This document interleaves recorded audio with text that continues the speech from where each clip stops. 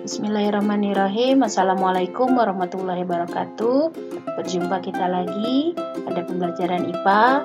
Mudah-mudahan kalian senantiasa sehat selalu dan tetap semangat walaupun belajar dari rumah. Untuk kesempatan kali ini kita masih akan mempelajari tentang gerak dan gaya. Pada minggu yang lalu, kalian sudah mempelajari tentang gerak pada benda. Untuk kesempatan kali ini, kita akan mempelajari tentang gaya dan hukum Newton. Untuk materi tentang gaya dan hukum Newton, ada dua subbab yang akan kita pelajari. Yang pertama adalah tentang gaya pada benda, yang kedua adalah tentang hukum-hukum Newton. Untuk itu, marilah kita pelajari satu persatu. Untuk yang pertama, kita akan mempelajari terlebih dahulu pengertian tentang gaya. Kata gaya tentunya sering kalian dengar dalam kehidupan sehari-hari dan erat sekali kaitannya dengan kehidupan kita.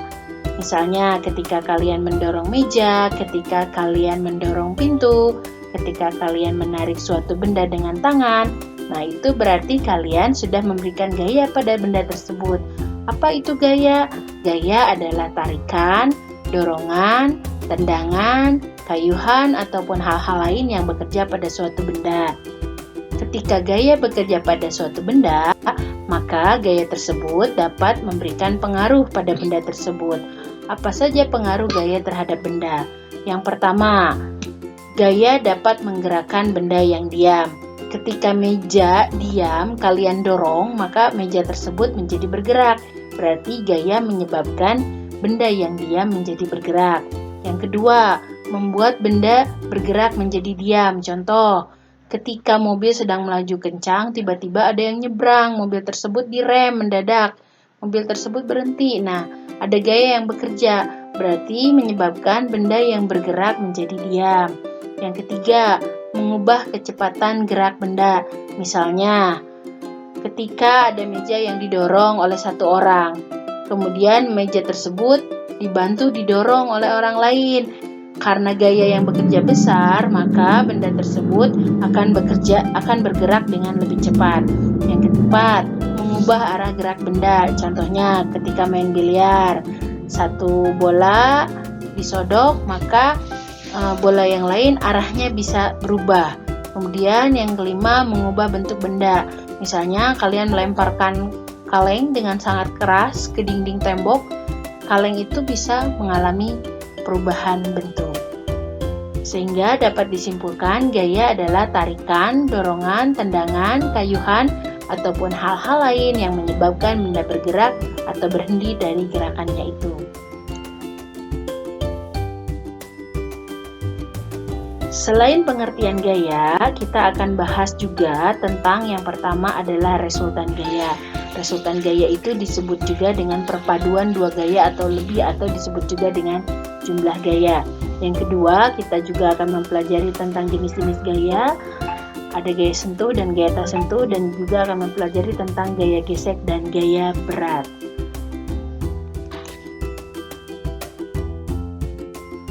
Baiklah, kita pelajari tentang resultan gaya. Resultan gaya sudah dijelaskan di awal, disebut juga dengan jumlah gaya. Resultan gaya adalah perpaduan dua gaya atau lebih yang bekerja pada suatu benda. Pada gambar sebelah kiri dilihat ada gambar 1, 2, dan 3. Jika gambar yang pertama, jika gaya sejajar dan searah, maka jumlah resultan gayanya tinggal dijumlahkan saja. Di sini ada dua gaya yang bekerja, F1 ke arah kanan dan F2 juga ke arah kanan, searah. Maka resultan gayanya F1 ditambah F2. Yang nomor 2, jika gaya sejajar dan berlawanan arah, maka resultan gayanya tinggal dikurangi saja. F1 ke arah kanan, F2-nya ke arah kiri, maka resultan gayanya adalah F1 dikurangi F2. Sedangkan yang nomor 3, jika gaya saring tegak lurus. Jika gaya saring tegak lurus, F1 bekerja ke arah kanan, F2-nya tegak lurus ke atas, maka di sini berlaku teorema Pythagoras. Resultan gaya saring tegak lurus, maka R sama dengan akar pangkat dari F1 pangkat 2 ditambah F2 pangkat 2. Di gambar yang tengah ini ada contoh untuk menghitung resultan gaya, di mana pada suatu benda ini bekerja 3 gaya, F1-nya 5 Newton ke arah kiri, F2-nya 10 Newton ke arah kanan, F3-nya 15 Newton ke arah kanan. Maka jumlah gayanya atau Fr atau resultan gayanya sama dengan F1 ditambah F2 ditambah F3. Maka Fr sama dengan F1-nya negatif 5. Kenapa negatif? Karena dia ke arah kiri. F2-nya 10 Newton ke arah kanan positif, F3-nya 15 Newton ke arah kanan positif. Sehingga didapatkan jumlah resultan gayanya 20 Newton ke arah kanan. Yang harus diingat di sini, gaya itu merupakan besaran vektor sehingga memiliki nilai dan memiliki arah. Kemudian di gambar yang paling kanan, ini gambar ketiga, ini adalah contoh gaya yang tegak lurus. Ada F1 sebesar 12 Newton ke arah kanan dan ada F2 5 Newton tegak lurus ke arah atas. Maka besarnya resultan gaya atau R sama dengan akar pangkat dari 12 kuadrat ditambah 5 kuadrat. Akar pangkat dari 12 144, 25, akar 5 pangkat 2 sama dengan 25 sehingga dijumlahkan jadi akar pangkat dari 169, maka didapatkan resultan gayanya R sama dengan 13 Newton.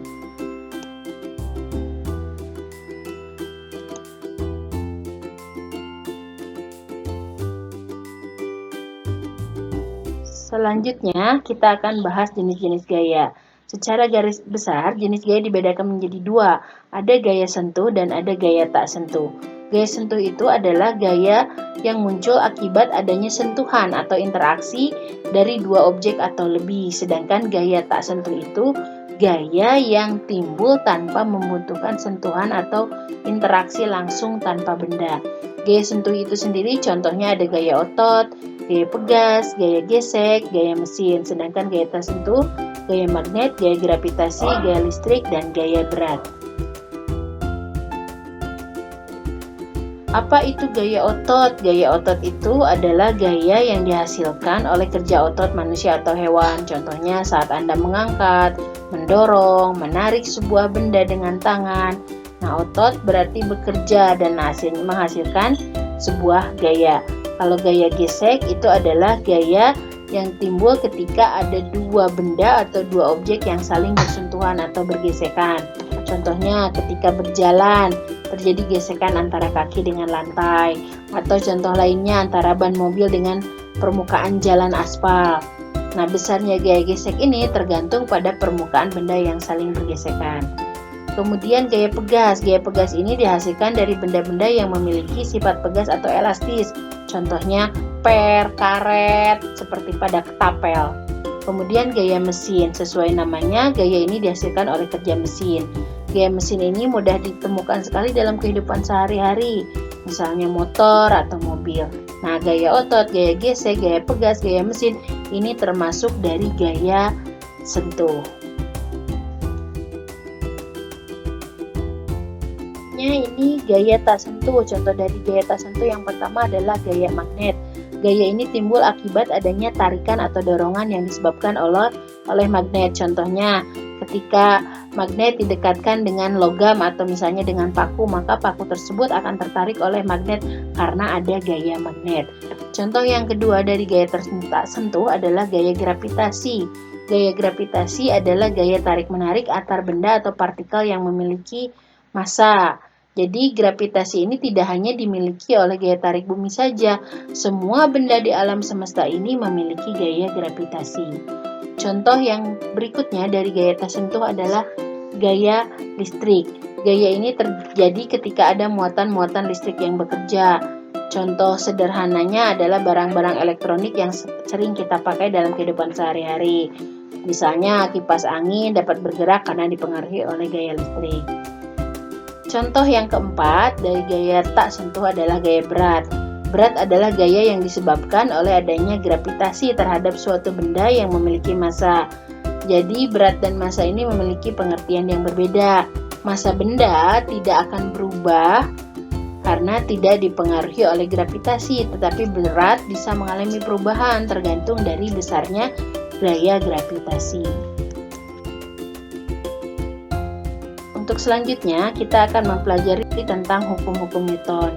Hukum Newton ini ada 3, ada hukum Newton 1, hukum Newton 2, dan hukum Newton 3. Kita lihat satu persatu. Hukum Newton yang pertama menjelaskan tentang sifat benda yang cenderung mempertahankan keadaannya atau keadaan diam atau yang disebut dengan kelembaman, atau hukum Newton 1 dikenal juga dengan hukum inersia.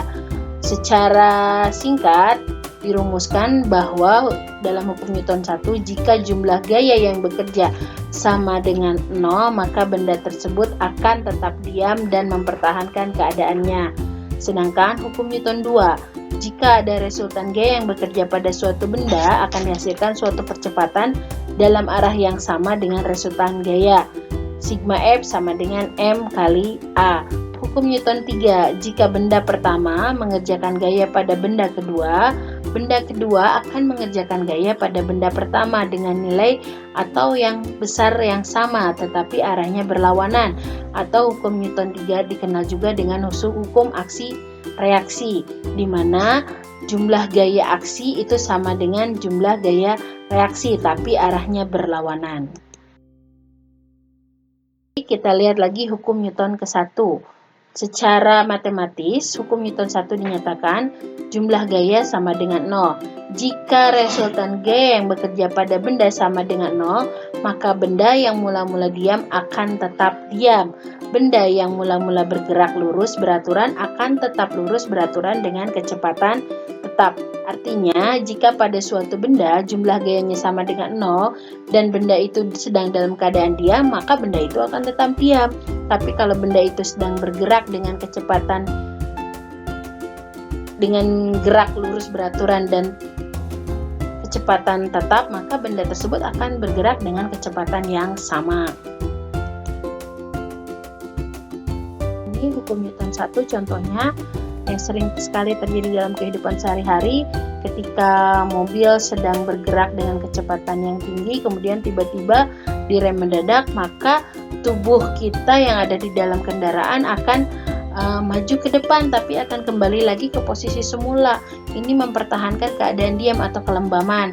Atau bisa kalian praktekkan, simpan kertas di atas meja, kemudian simpan satu benda di atasnya, bisa buku, bisa gelas, kemudian tarik kertas tersebut dengan kecepatan yang cepat, maka buku tersebut akan tetap diam, mempertahankan keadaan diamnya.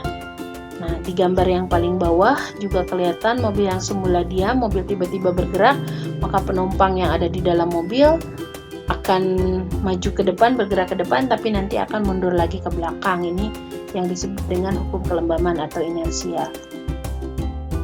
Selanjutnya hukum Newton 2. Bunyi hukum Newton 2, percepatan yang dihasilkan oleh resultan gaya yang bekerja pada suatu benda berbanding lurus dengan resultan gaya, searah dengan resultan gaya, dan berbanding terbalik dengan masanya. Kita lihat hukum Newton yang kedua.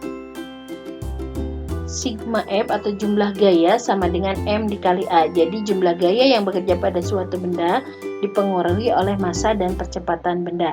Kita lihat di gambar, ini ada orang yang mendorong mobil yang massanya 700 kg, sedangkan yang mobil merah massanya 2600 kg. Ketika didorong dengan gaya yang sama, maka benda yang akan bergerak lebih cepat itu adalah mobil yang hijau. Kenapa? Karena massanya lebih kecil, sedangkan yang merah massanya lebih besar, maka percepatannya akan lebih besar. Jadi kita lihat di gambar 1, 2, dan 3 ini ada orang yang mendorong troli, kemudian di dalamnya ada barang. Kita lihat yang tidak ada barangnya, maka percepatannya akan lebih besar dibandingkan dengan yang nomor 3 yang ada barangnya. Kenapa? Karena jumlah gaya itu berbanding terbalik dengan massa benda. Selanjutnya adalah hukum Newton 3. Bunyi hukum Newton 3 adalah jika suatu benda tertentu mengerjakan gaya pada benda lain, ini gaya aksi, maka benda lain tersebut akan memberikan atau mengerjakan gaya yang besarnya sama dengan benda tertentu tetapi arahnya berlawanan. Ini disebut dengan gaya reaksi, sehingga secara matematis dapat dirumuskan bahwa F1 sama dengan negatif F2, F aksi sama dengan negatif F reaksi. Kita lihat ini contoh dari hukum Newton 3.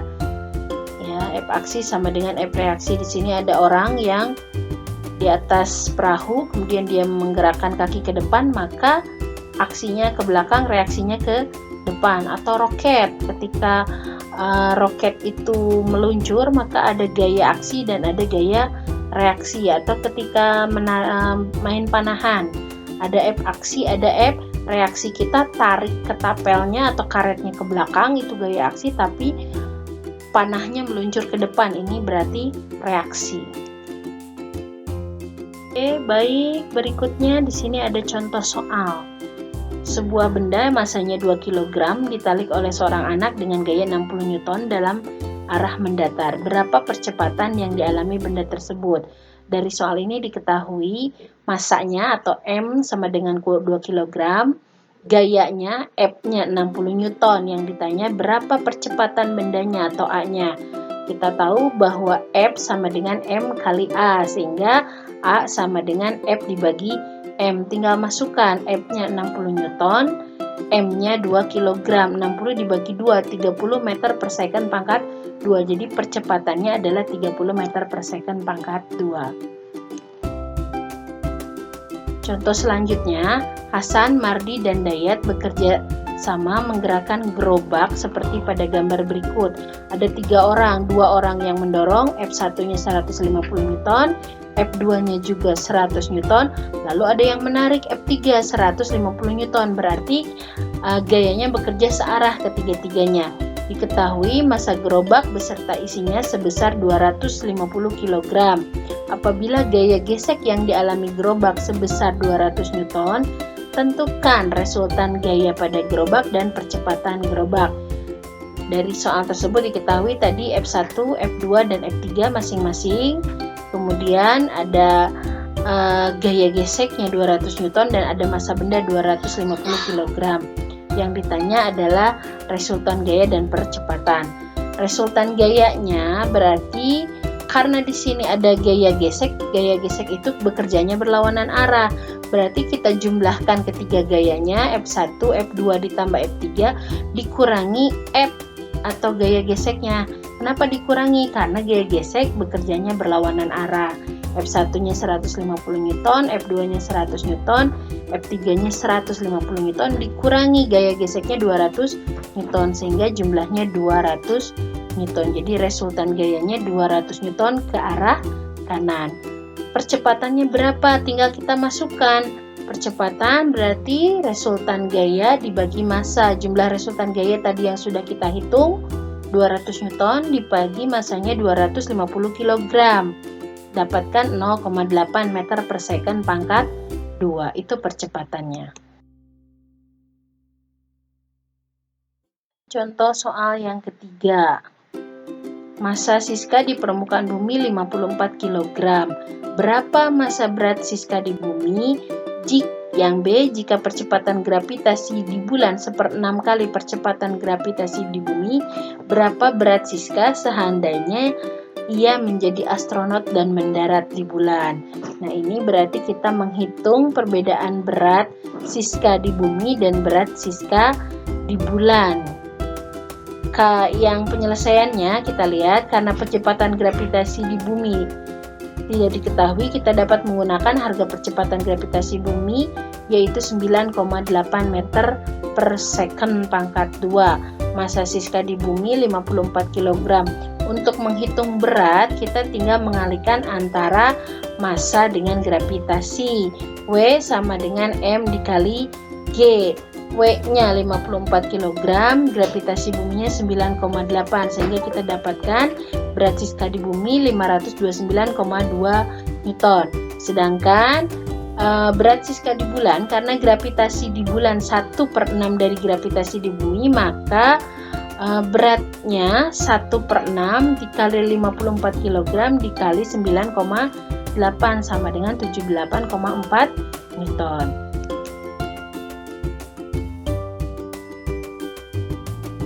mungkin untuk materi hari ini cukup sekian. Kalian bisa mempelajari lebih lanjut dari buku paket dan buku modul. Mudah-mudahan kalian bisa memahami apa yang sudah Ibu jelaskan. Burung Indian, burung cendrawasih, cukup sekian dan terima kasih. Tetap semangat, jangan lupa like, komen, dan subscribe. Dah.